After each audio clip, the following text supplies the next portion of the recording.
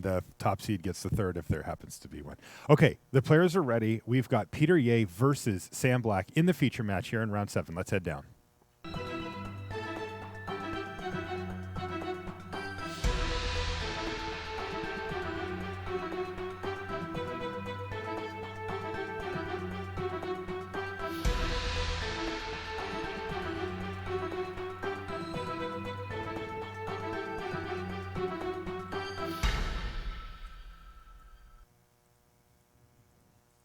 Hello and welcome to coverage of the Magic Online Championship. I'm Marshall Sutcliffe in the booth with Louis Scott Vargas, and you can see our featured players here, Sam Black versus Peter Ye. And taking a look at the deck list here, the players do have each other's deck lists here for round number 7. Which is pretty relevant because we're going to see something we haven't seen so far, which is a control versus control slugfest. You know, we've got Peter Ye. We just saw him win the match with Grixis Control playing against Sam Black playing Black-Green Great Aurora, which we also saw him win his match. So, as well as the Red Zone game. So, these players are battling to be at the top of the standings, and this should be a pretty close match. You know, I've noticed that people really love the deck that Sam Black decided to, I was going to say sleeve up for the tournament, but I guess that wouldn't really be appropriate since we're playing online. But yeah, he decided to play here this black-green deck, ramp deck, but it has a whole lot going on in the way of kind of some cool synergies with Dark Petition specifically, and then a few ways to enable. Really, this has to be like the best long game deck in the format, right? Like this thing has inevitability. It's among them. There are red-green ramp decks that do play like multiple copies of Ulamog even with Sanctum of Ugin. I'm not impressed. Yeah. Like this deck can draw 5 cards indefinitely, right? There's like 5 spells, 4 spells, 5 spells. Just Ulamog? Come on. That gets transgressed, dude. It's interesting because Sam's deck is a ramp control hybrid. It has the ramp aspect of Explosive Vegetation and Nissa's Renewal and the 10 drops. It's clearly ramp. But it has the control aspect of playing, you know, Grasp of Darkness, Languish, Ruinous Path, To the Slaughter, and Ultimate Price, and just killing all your opponent's stuff. So it's actually a hybrid between the two, whereas Peter's deck is much more of like a mid-range control deck where it is Grixis Control. Okay. And it's an accurate thing to call it, but it's got a ton of removal and it finishes with 5 drops. So it's not going nearly as big as Sam is. It's got like, you know, Chandra, Kalidas, Goblin Dark Dwellers, and a bunch of Fiery Impulses, which it's not a great draw against a lot of Sam's draws. Sam can draw cards like Tireless Tracker or Sylvan Advocate, which gives Peter Fiery Impulse targets, but right now Sam just going land, go, land, go. Yeah, he has a very slow draw here with Dark Petition, the Great Aurora, which looks a little dead at the moment, and a Ruinous Path that hasn't found a target yet. But at the same time, same thing for Peter. Though the Tireless Tracker is an interesting draw. It does draw Sam a card because he's going to get a clue out of the deal, but Peter is going to be able to just Fiery Impulse it away, and if he does that right now, Sam's unable to crack the clue in response because it's not created yet. Right, which will meaning that the Tireless Tracker still dies, but Sam still does get the clue, so he's probably okay with this, right? It's still a 2-for-1. Yeah, it's a 2-for-1, but it's those Fiery Impulses were dead otherwise, so it's not as enticing of a 2-for-1. Yeah, that makes sense. So we're back on Peter's turn. He's casting Read the Bones. That was a great draw. Read the Bones is exactly what you're looking for.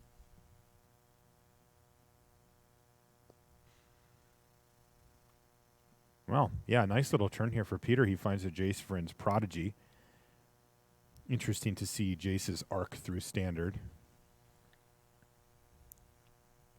Sam cracking a clue end of turn and then going to play a Tireless Tracker on his turn. Theoretically. Yeah, the hand cams are going. The games are going a little faster than the main match is displaying. So we're looking at that. That's why you see things jumping around a little bit. Right.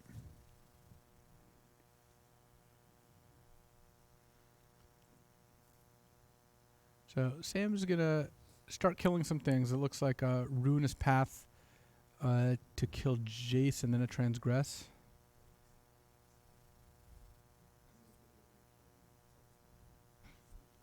You've become a fortune teller here, and a mighty good one as well. Look, I like predicting lines because I can, look at the different cards and see how people might play. Not as much just the actual see them happen at a time. You are good at it, though. You are good at it. Seeing things happen ahead of time, or like because of temporal anomalies. Yeah, that. So Transgress looks like it has some pretty juicy targets here. Goblin Dark Dwellers, Goblin Dark Kalidas, Dwellers and Chandra. Chandra are both at the top of my list. Kalidas is less threatening than the others. Went for the Chandra there, which does blank, presumably what Peter's play was going to be for this turn. Maybe not blanket. He can play something else, but You can still play Dark Dwellers Yeah. and get back, read the bones. get back, read the bones. Yeah, Oh, I do like that. that is a good It's a combo. lot of cards, and a reasonable clock as well. It's also a nice little 3-for-1 because the Read the Bones draws you 2 cards, 2 high quality cards too, because of the scry, and then Goblin Dark Dwellers provides a 4/4 menace, which, I mean, Sam can't just ignore it forever. You can take a hit or two, but wow, this is actually a really good turn. Nissa, get a land. You can play Tireless Tracker and then play Nissa. He could also play the land, so get a clue and flip Nissa. He could also just plus Nissa first to try to draw a removal spell, but I like this sequence.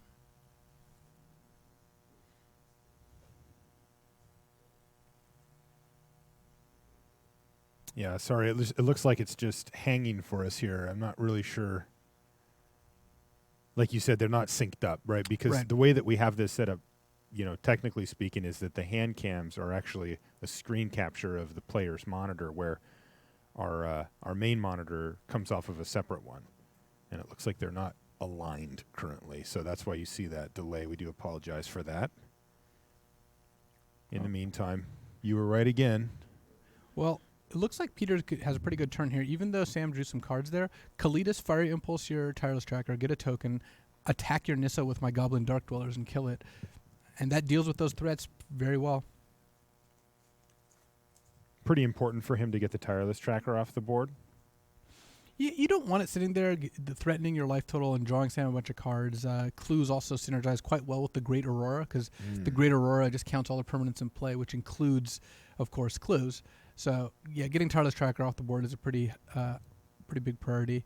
And the Dark Dwellers can kill Nissa for free because of Menace here. They're even if Peter didn't want to kill Tireless Tracker, then they'd be unblockable. But I like just playing Kalidas and playing Fiery Impulse here.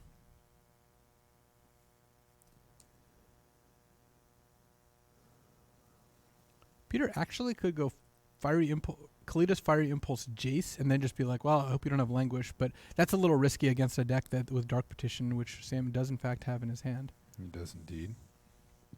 And he also has Spell Mastery. So down goes the Nissa.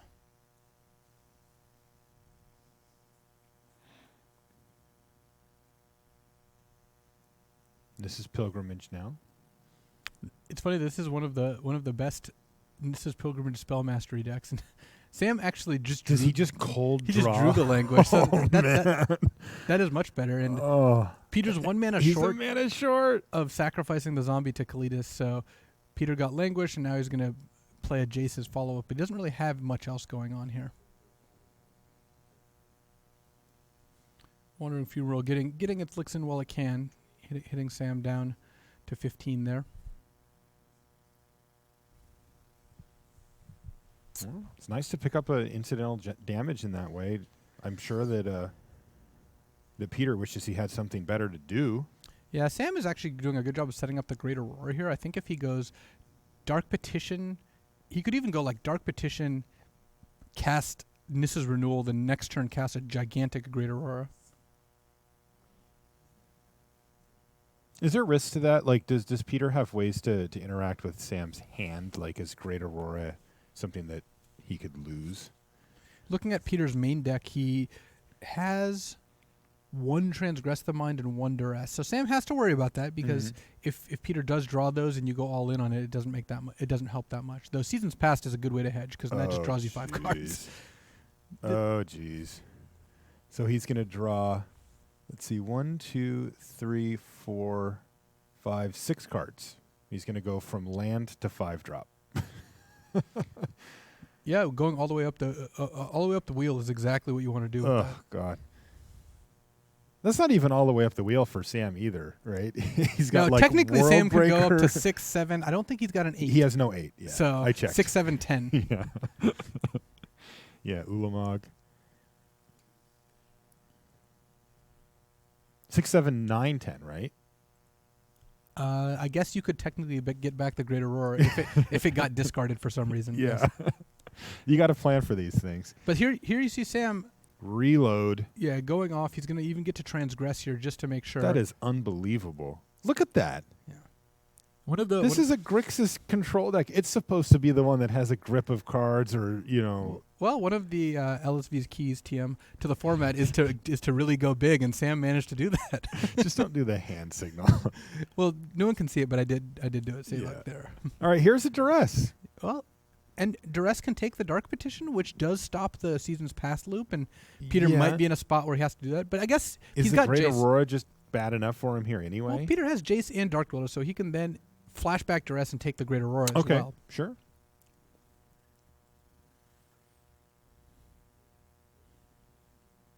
Now, the Dark Dwellers doesn't exile it, right?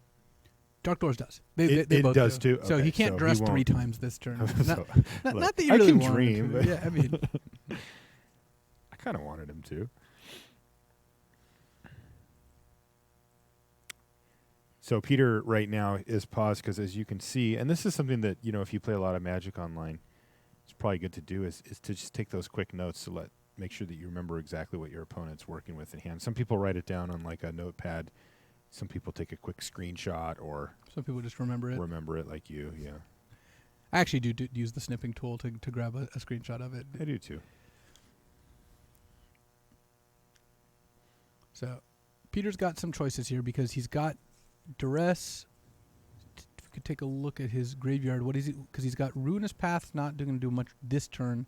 So and Fiery Impulse isn't either. So between Jace and Dark Dwellers, he gets to play 2 different cards out of his graveyard this turn if he so chooses, and it doesn't look like he's got a second target besides Duress. So it might be that he just wants to play the Dark Dwellers and then use it to flashback the Duress. Yeah, that's what he did. So Dark Petition and the Great Aurora hit the bin.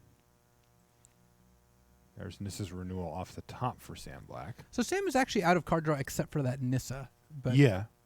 But Nissa does provide a pretty good amount of card draw. The Wandering So- Fumarole is secretly one of the most important cards in play right that's now. what I was just going to say, because his line, like he could go Languish, Nissa, Land, which looks pretty good. He even has a Duress, which isn't going to do anything here, but you would think would help protect that plan. But that Wandering Fumarole is pretty annoying for him. Like, is he actually incentivized to make an Ashaya token or something? That wouldn't be bad. It looks like he's just going to go Nissa's Renewal plus the Languish to kill the Dark Dwellers, play Evolving Wilds, basically just pull as many lands out of his deck as he can. Okay. And set up for Nissa next turn. Yeah, and we see a Ruinous Path there on Peter's side of the board. Okay. Remember, Sam has this clue there too, so he at some point is going to be able to just draw a card off that. Fumarole hits down to 18. Jace ticks up again because again, Peter needs to find like a Read the Bones or another gas spell that will let him start using this Jace. Because right now this Jace actually is underutilized. There's just not very many targets. If he does find a Read the Bones, though, he's going to reload his hand big time. Yeah, Read the Bones is going to scry 2, draw 2, then scry 2, draw 2. But oof, there's a World Breaker. And Llanowar Waste's a nice little combo with World Breaker, by the way, because it does give Sam colorless sources in order to buy it back. Oh, and a To the Slaughter. Sam, his deck is just firing on all cylinders. It really is. He's just, even through lots of duresses, he's still just doing his thing. He's still coming out way ahead on cards. Yeah, I mean, he's going to leave Peter with nothing here. He just took away the Ruinous Path. He can kill the Jace. And Sam has 12 mana, so he can play Nissa, flip Nissa, plus or minus Nissa, either one, and then play World Breaker. Though I like plusing Nissa. He's got so many cards that just end the game if he finds them. One advantage to... Well, I guess if he's not casting To the Slaughter, he actually kind of needs to minus Nissa, because if he is casting To the Slaughter, then he's fine.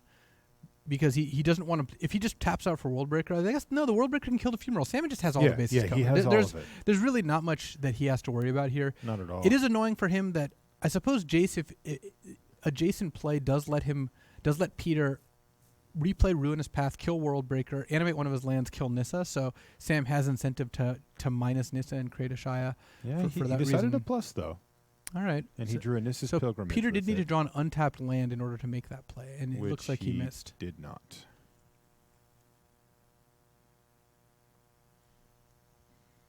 So now you can Ruinous Path, kill World Breaker, and make a land into a 4/4. But then next turn, Sam can just get back World Breaker with Llanowar Wastes, and then replay it and kill the land.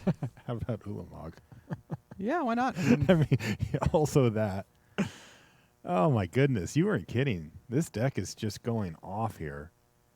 And this is even through your Aurora getting duressed, your Dark Petition getting duressed, and Totally. it's That still, season's passed, man. yeah, that season's past really did the trick. And it looks like Ulamog's taking out 2 lands, and then To the Slaughter is taking out Jace, and then World Breaker is starting to take out Peter, and Yeah. Nissa keeps ticking up.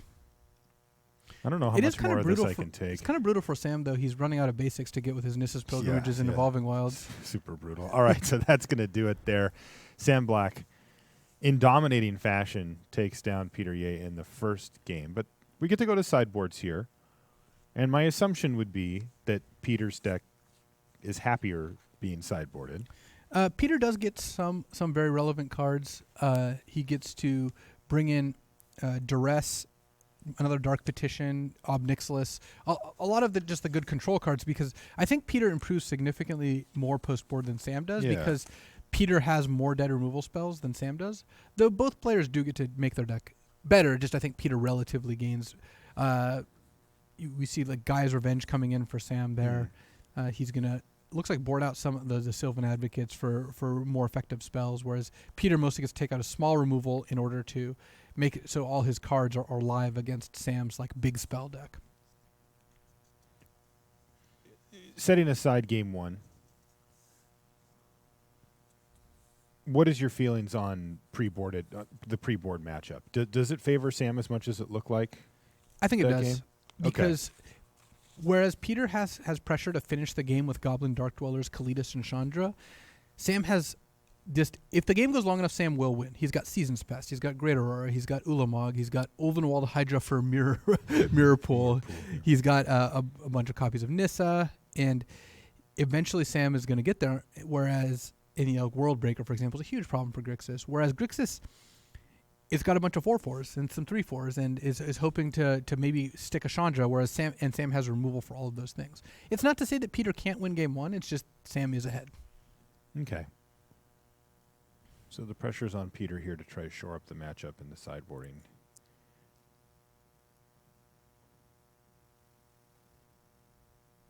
Dragonlord Silumgar. Yeah. Peter does not look like he wants both of his Silumgars, just the one.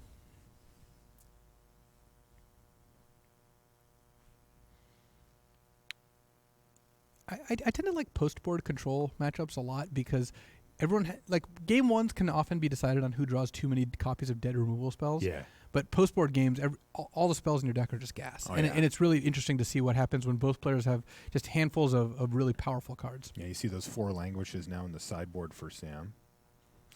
Another thing that gives Sam, I think, a pretty good edge here is that his deck has a lot of Nissa's Renewals and Explosive Vegetations, and those are 2-for-1s. Those give you a mana advantage. In fact, Nissa's Pilgrimage is a 3-for-1 sometimes, and Nissa's Renewal also gets Sam there.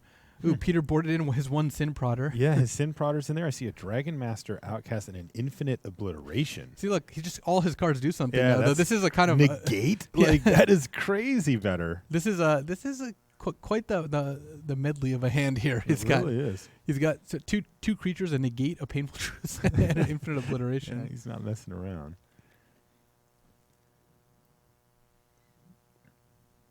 Unfortunately for Peter, both of his first 2 lands came into play tapped, so he's unable Yeah. to play a turn 2 Jace.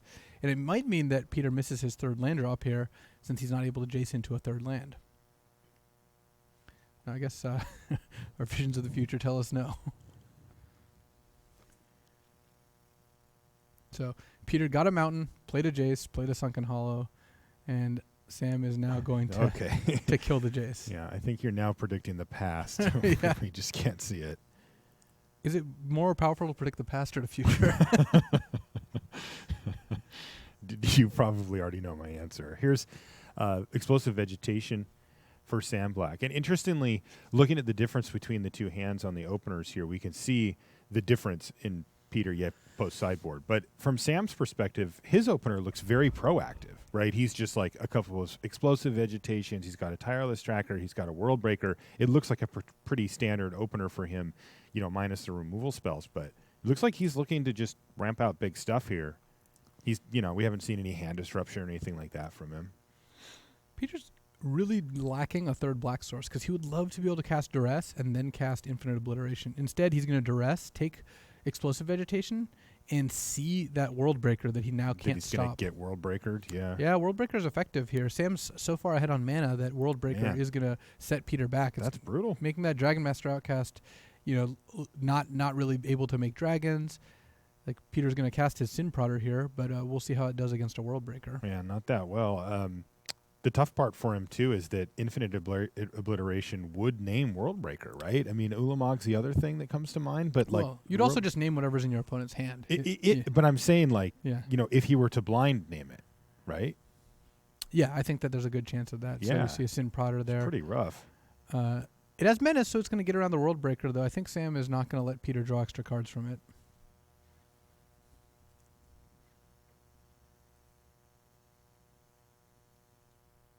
Okay, it's going to get in for 3 damage. It's got menace. Pia and Kieran Nalaar. Well, he's fighting the good fight. Oh, there's a Dark Petition, though, for Sam. It is funny that one of those languages will look really good right here. Yeah, that is interesting. He had all 4 of them in the sideboard, and Peter appropriately, I think, predicted that.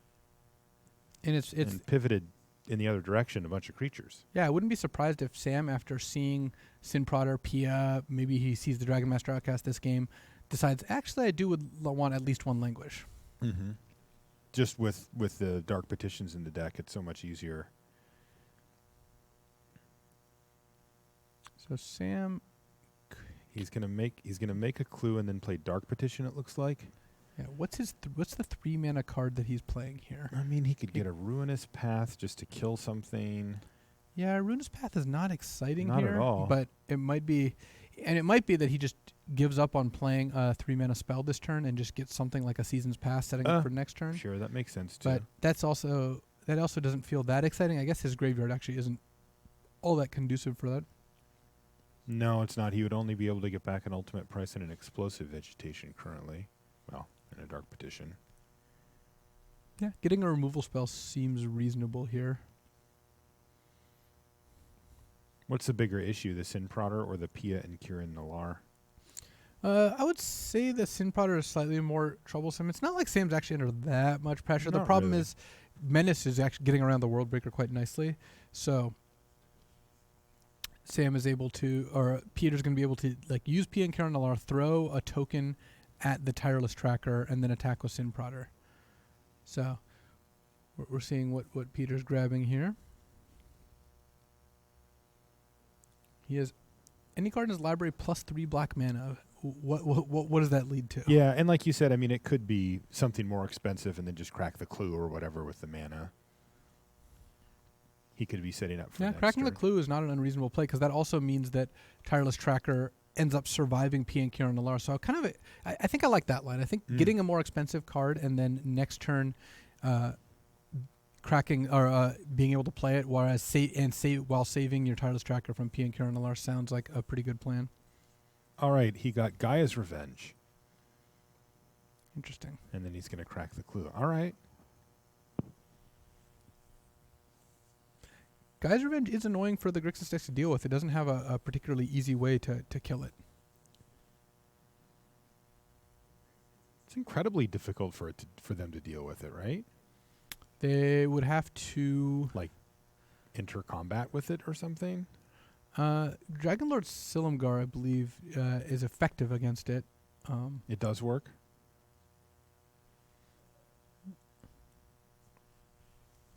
So let's see. Sin Prodder continues to poke Sam for 1 point of damage.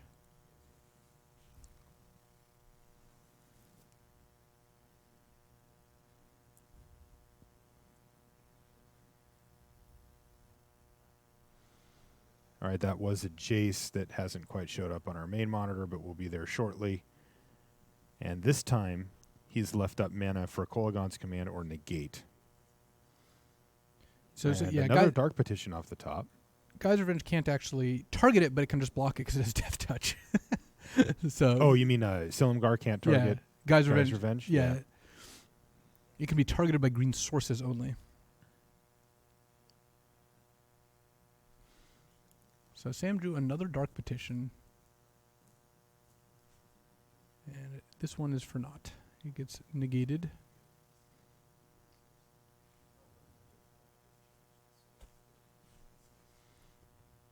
Okay. So Sam is actually going aggressive here because Peter's down to 11, and Sam's creatures are much bigger than Peter's. This is an attack for what, 9? It is an attack for 9, potentially 10 if Sam cracks 10. the clue. He's also got... Sam has Hidden Quagmire active, so there's a chance that he doesn't want to activate Hidden Quagmire, or doesn't want to sack the clue because he wants to activate Hidden Quagmire, or at least threaten to. Right. Crazy. Also, that Gaia's Revenge, of course, has haste as well, so if Peter puts the shields down... All right, Sam is setting that up, so he's going to crack the clue to get an extra point of damage, and really wanted to draw like a 2-mana spell there. That would have been great.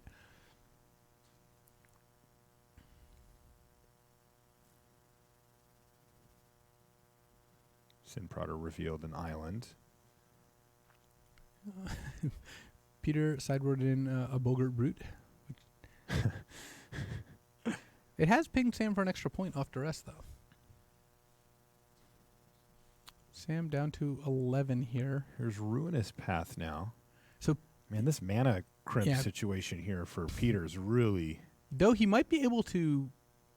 I think Peter's actually in an okay spot here because he can go like Ruinous Path, kill your Tireless Tracker, play a Dragon Master Outcast, hit you for 5, go, and you have Jace and Dragon Master Outcast back to block, and Jace can block and flip in the same turn. Yeah. Sam's not really able to close out this game, I don't think. How big of a deal is the Dragon Master Outcast? Because, you know, he also has... Let's see.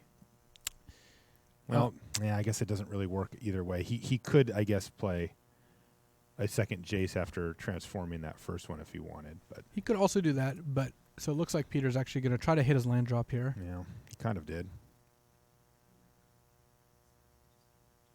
So he's going to discard Jace. That makes me think he's going to play Ruinous Path plus Dragon Master Outcast this turn. Though potentially he could... whoa, okay, so it looks like he attacked, dropped Sam down to 6. Yeah, and he's going to...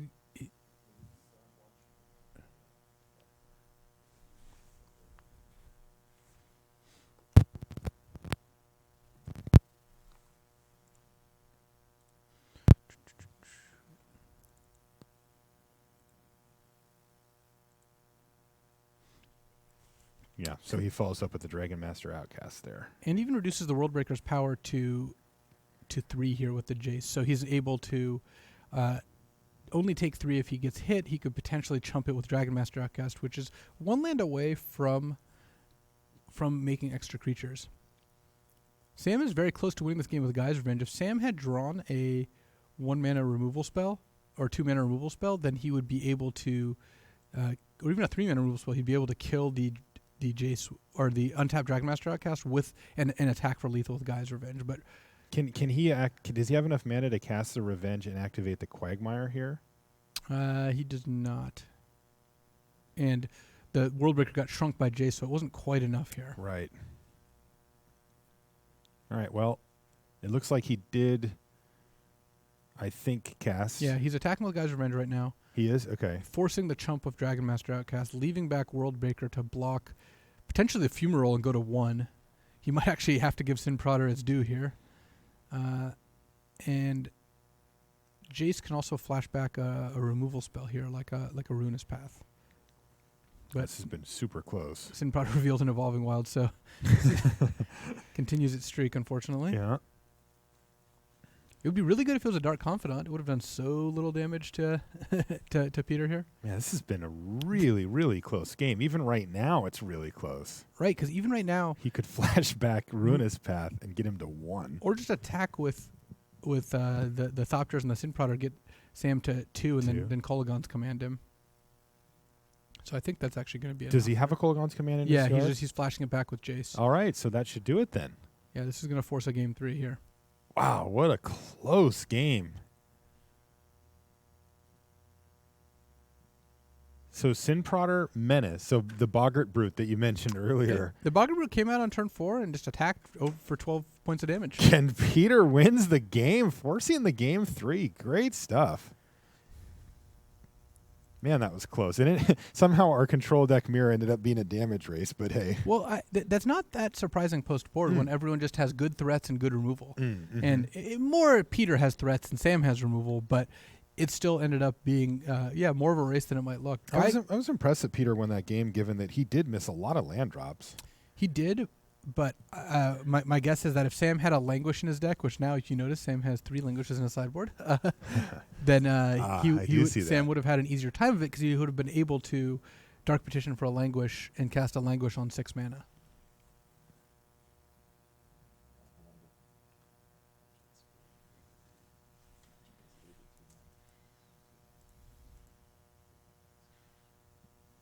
So Peter deciding whether he wants to pivot at all. See that he's still kind of he's got to keep a mix of removal because Sam does have Tireless Tracker, which you do want to kill. Can't take out all your removal, but you don't want to draw more than like 1, maybe 2 removal spells a game.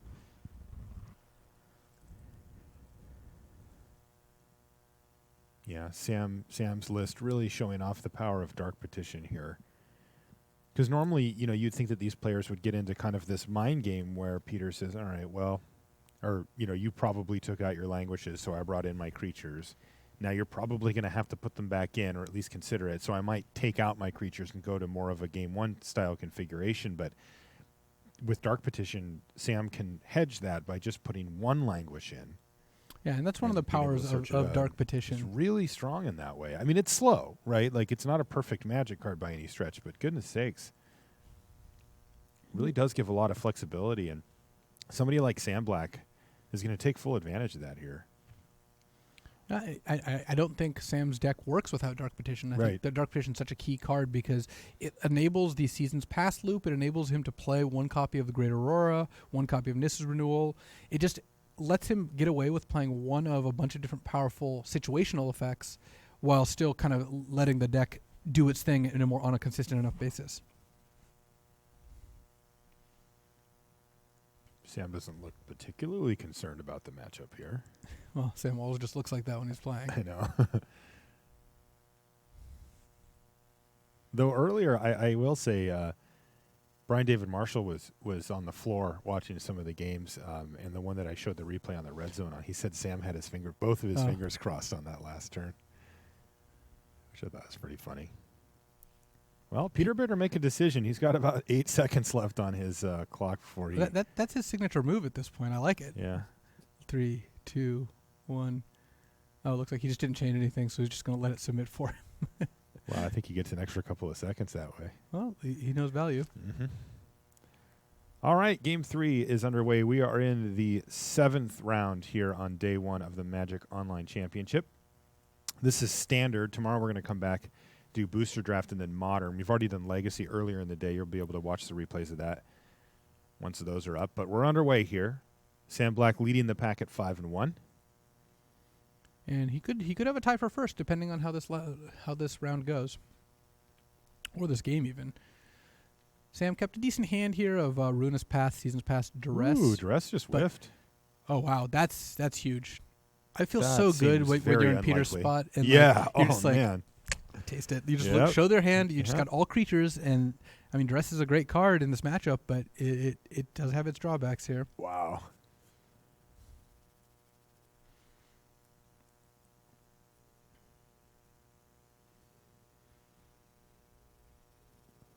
So Peter's going to curve Jace into, he hopes, Read the Bones on 3, and then like a Kalidas on 4 here. Stage 1 complete. I'm assuming that the Ruinous Path is just going to take down the Jace here. Yeah, you can't really let Jace The theoretical live here. Jace. And there it goes. Was it ever really there, though? And a lot of lands in hand here. Sam has not drawn much action this game. Not at all. He's just drawn all lands, so now he's not ramping. His Season's Pass gets back 2 cards right now. We've seen that card be awesome, but in this particular game, it's not looking absurd. So, yeah, we see Peter's casting Kalidas at this point, but we're like a turn behind here in terms of... We're about a turn behind. Yeah. There we go. So here's Kalidas, another land off the top for Sam Black, and this is starting to fall away from him very quickly. Now, we know he has expensive big top end that he can use this mana on, but he's going to need to find it because this clock's going to get pretty bad for him. Yeah, Peter. Default play for Peter would be to play Ob Nixilis here, I'm assuming, but... Oh, yeah, I like Ob Nixilis draw a card here. Yeah. That seems like a great play. You don't overextend into Languish. Exactly. I would attack Kalidas into this Hissing Quagmire. If Sam's activating a Quagmire and trading your Kalidas for a Quagmire, and you get a zombie because Kalidas still sees the Quagmire, wow, that's huge. You basically killed your opponent's land and traded a 3/4 down to a 2/2. That's a great deal in a control mirror. Wow, and now you get to have a Planeswalker with no board state. Another land off the top for Sam Black. It's not Sam's style, but I would be thinking, not like this. Yeah, this is tough. Peter's his board position is becoming unassailable. He's just drawing 2 cards a turn with Ob Nixilis. He's going to get to Infinite Obliteration and name something like World Breaker or Gaia's Revenge, whatever he thinks is the next most dangerous threat. He could actually even name Tireless Tracker just to cut off Sam's outs, because that Dragon Master Outcast is a super fast clock. Peter's going to be able to play his 6th land, and play Dragon Master Outcast this turn. Depends how much he worries about Languish. So if he leads with Infinite Obliteration, he sees that Sam's hand is 3 lands in a Season's Past. He then sees that Sam has a Languish in his deck still. He will be able to look through and see it. Okay. Because of Infinite Obliteration. The Singleton currently Languish. Right. Okay. And then he can decide whether he wants to go Outcast plus Jace and just overextend into Languish, or just wants to play Outcast, because that by itself will finish the game very quickly. I mean, it's very unlikely for, it's a 1-outer for Sam, right? Well, it's and 4 because Sam has 3 Dark Petitions as well. But he doesn't have Spell Mastery, does he? He does. Oh, he has Duress, does. Ruinous Okay. Path. So, okay. Then, yeah, that does get a lot scarier. The downside is if you don't play the Jace and the Outcast, and Sam draws 1 removal spell, he kills the Outcast, and then you don't get to Jace him. So I think I would be inclined to just play both, because worst comes to worst, you still have an Ob Nixilis in play, you still have a Dark Dwellers in your hand, but it is close. It looks like he's going to go for Infinite Obliteration, and I'm assuming Jace... No, he's certainly going to play Outcast. He's certainly going to play Outcast. Yeah. The question is whether he plays Jace as well. That's the upside. Okay. So he named Gaia's Revenge with Obliteration just to be safe. That is the most threatening card in Sam's deck. Okay. It's also the one that can turn around this board state the quickest. Now, is that a 1-of for Sam? I see that he's exiled 1 of them so far. He only has access to 1. Okay. So another target for Dark Petition here.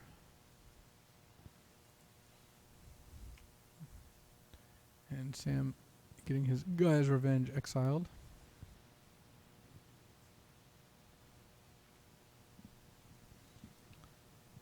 And so Peter taking careful note of everything. Look, you see him writing down, like, well, what are Sam's live cards? What are the cards I have to fear this game? Because Peter's in a commanding position here. It looks like he's going to win the game in just a couple short turns if that Outcast survives. Right.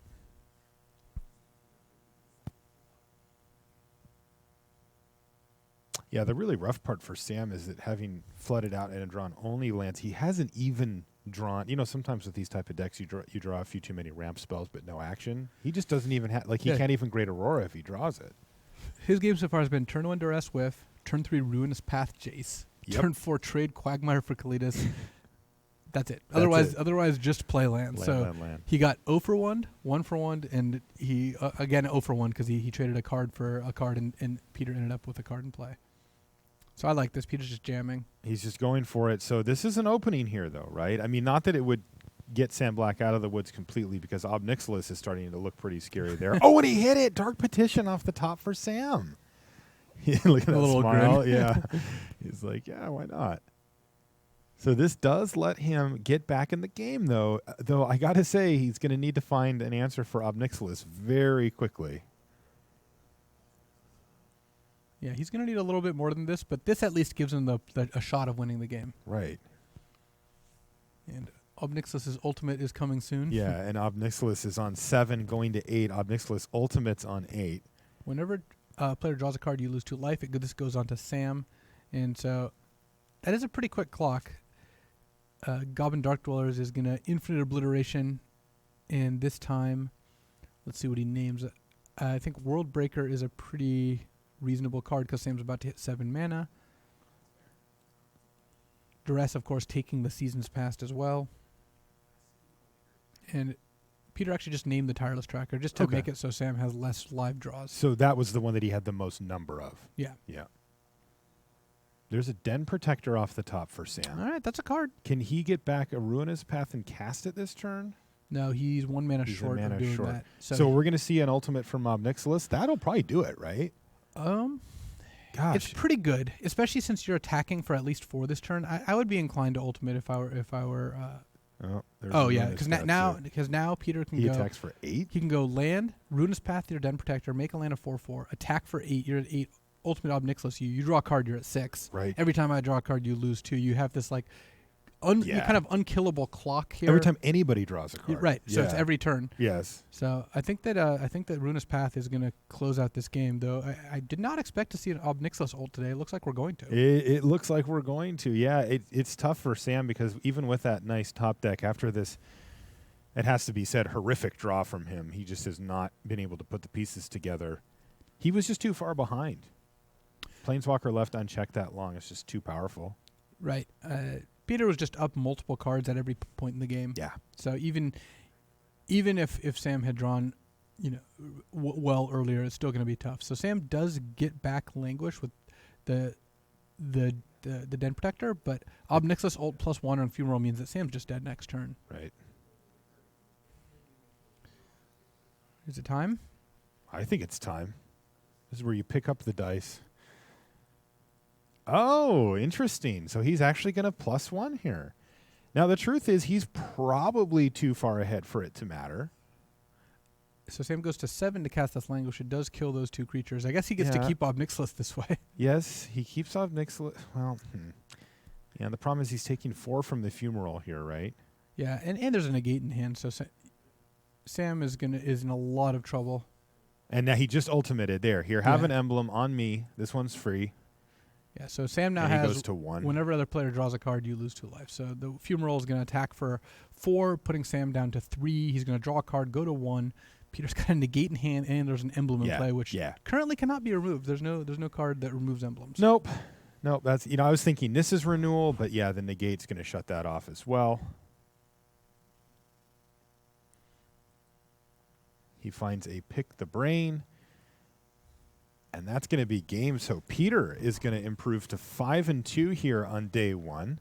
A nice run for him. Sam Black is going to have to settle for the 5-2. And a nice handshake between our 2 competitors here. That was a fun match. I do, a little rough there at the end, of course, for Sam Black, as you could see. It goes that way sometimes. And he fought hard, but wasn't quite good enough, so he's going to have to settle for 5-2. Kenji, in the red zone, what do you got for us? Hey friends, Kenji Egashira back in the red zone. I thought we would watch another one of the rights. No, I'm just kidding. We're not going to watch the rights decks this time. We have a sweet matchup between Jonathan Angelescu and Alexander Ivanov, the 2 non-rights decks. Let's start playing the match. Things go a little bit slowly, but these decks are both a little bit, on the dirtly side, I would say. They're not trying to kill opponents very quickly. They don't have collected companies, as we saw Jonathan's deck previously in the main feature match. He's got Nahiri, he's got Tireless Trackers, he's got Atarkas, he's got Avacyn's, while Alexander's over here advancing his board out with a Pyromancer's Goggles, cards like Fall of the Titans. All right, and it looks like Alexander is just going to be ramping here into a big Fall of the Titans. Now, he cast multiple spells this turn, Fall of the Titans targeting both Tireless Tracker and Jonathan. Jonathan potentially about to ultimate Nahiri, but Alexander trying to stop that off. All right, so creatures get wiped. Nahiri gets killed. Of course, the Pyromancer's goggles copied the Fall of the Titans, and that's why you see everything get removed from the battlefield there. And this game progresses for a little while longer, but again, Pyromancer's goggles helping to cast this huge World Breaker, taking care of some of Jonathan's permanents. And now the extreme value of Tireless Tracker just goes to the work. Clues taking over, giving him more cards. Avacyn flashes in to block the World Breaker with multiple other creatures. Stasis Snare to take care of the tracker, but it looks like things are back in Jonathan's court, who just dropped Alexander down to 4 life, has a transformed Nissa. He's digging deep, and he finds another Fall of the Titans copied off of Pyromancer's goggles. 2 Fall of the Titans for 5. That's going to take out all of Jonathan's creatures, who's only left with 1 card left in hand, and Alexander also has to traverse the Ulvenwald for extra value to find another creature. World Breaker comes back down. This game is super swingy.